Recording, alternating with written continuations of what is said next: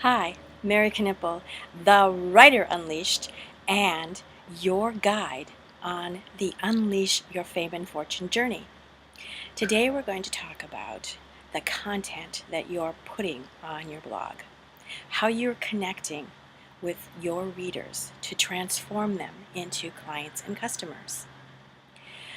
I want to stress how important it is for you to think about your blog as a conversation. It's a chance for you to engage with your readers, to build a relationship. So when you're building a relationship, you want to get to know who you are interacting with. You want it to be give and take. You want it to be a conversation where there are questions and there are answers. There's a dialogue. So when you're thinking about what you're putting on your blog, you are thinking about what are you passionate about? What is it that makes you so involved and engaged, enthusiastic, and just passionate about what you're sharing on your blog? Think about what you're interested in, what you want to learn, what you want to share, what you are inquisitive about, why it's so important that you are sharing this information, the difference that you want to make in this world, and the difference that you know you are here to deliver. This information, this product, this program, this way of living that you are here to share is going to be received by the people who need it, who are looking for you, because you are going to engage them and let them know that you are the answer. You are what they are looking for. So think about the language that you're using. How are you delivering this? Talk to the people who are looking for you in the language that they are going to understand and use when they are searching for your information, when they are searching for you. So another way that people talk about the language is keywords. And it's not a magic formula that I have to have these 6 words in every other sentence. In fact, you don't want to do it that way because your conversation is organic. When you sit down to have tea with a friend, you are not going to have a script at the side where you're going to keep referring to your notes. You're going to know this stuff. You feel this stuff. So you will be able to write a blog that answers a question that has been coming up for you, and you know that you've solved it for yourself or you're working at it for yourself.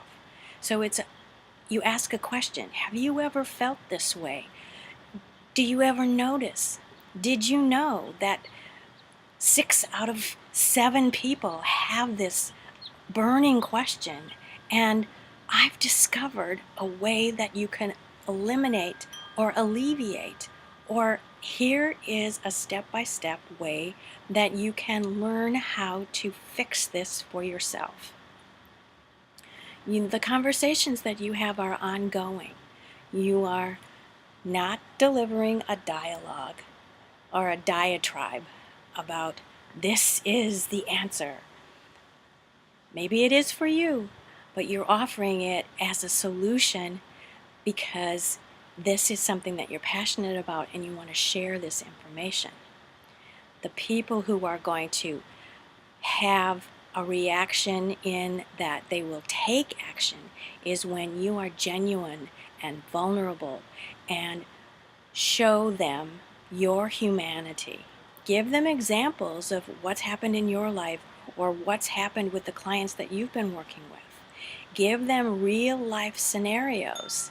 You don't have to name names or give the specifics, but tell them stories about one of my clients gained confidence in writing about her business because I gave her a venue in this class to be able to take her situations in real life and translate it into how she could serve her clients. She happened to be in the restaurant business, but she's also a brilliant business person. So we created the analogy of what she has learned as a waitress is helping her serve the clients that are coming to her with business problems. Because when you're a good waitress, you listen to what the customer asks for, and then you make suggestions about what would compliment them. Or if you hear them say, but I have this allergy, you wouldn't suggest something that contained what they were allergic to. You make a good match. You listen. So that's part of being a good conversationalist. You engage your readers and you listen to the comments that they make. You are sharing information. So you maybe quote statistics. You maybe quote another a book that you've read. You maybe bring in the headlines, something that you read, that the FDC just brought this out, or did you read the news about what's happening in the world and how that's impacting there's not enough rain, so that means that the price of vegetables is going to go up. And this is how you can bring more fruits and vegetables into your diet and not go bankrupt. Maybe you are somebody that talks about finances, so you keep an eye on what's going on with the Federal Reserve, and you're a feminist, and now that the fact that there's women are having more responsibility in the family finances and recognizing that they are where they are with the family finances, that they have a greater voice. You bring what's universal to the individual so that they recognize themselves in what you're talking about. You always make sure that you are connecting with the first reader, which is you. You make sure that you are really passionate about what you are writing about, what you believe in, and then you pass it on to the reader, and they recognize what's in it for them, because they are coming to you for a solution, for ideas about how they can make their lives better. And you have that in what you are passionate about. Whatever it is that you have been gifted to deliver to this world. And writing your blog is a way that you are connecting with those readers. The way that you are sharing yourself, making yourself vulnerable, telling them your story and asking them about their story. You are interested. You are involved in their lives because you want to know. You care, you're genuine, and you're authentic. So you ask questions, you give them statistics, you give them scenarios so that they can see themselves. You tell them a story that they are involved in. It's not a story that's once upon a time. It's when I was a little girl, I knew that I wanted to be a writer, but I wasn't necessarily encouraged. It was always something that was at my core. So you share what's at your core. The reason why you kept going. Talk about the people who did encourage you. Talk about the classes that you went to. Talk about where you went to school. Talk about where you wanted to go to school but you didn't get a chance to go to, and why you ended up going where you did and what you got when you went to that school.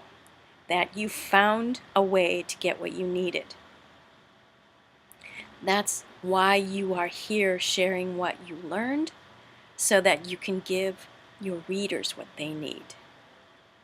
You are the answer to what they're searching for, but they don't know it until you put your story out there, that your message lands. And people receive things differently. So you keep putting your message out there until it lands in the story that really resonates with them. Maybe there's somebody that needs a lot of statistics. Maybe there's somebody that needs a quote from Gandhi. Maybe there's somebody that needs to have a scientific research filled with data that they can recognize. This is somebody who understands, I need that stuff. Maybe it's that you have a story that really touches their heartstrings and they recognize that this person is real. They know humanity. You keep showing up as your authentic self so that the readers who are out there looking for you and want to have a solution, when they ask the question, how do I, and you are the one who fills in that blank. You are the solution. And your blog is free information for them. It's you connecting with your expertise. You're establishing yourself as an expert. You are establishing that you are a real person solving their problem. You are offering a solution and establishing you as being the answer.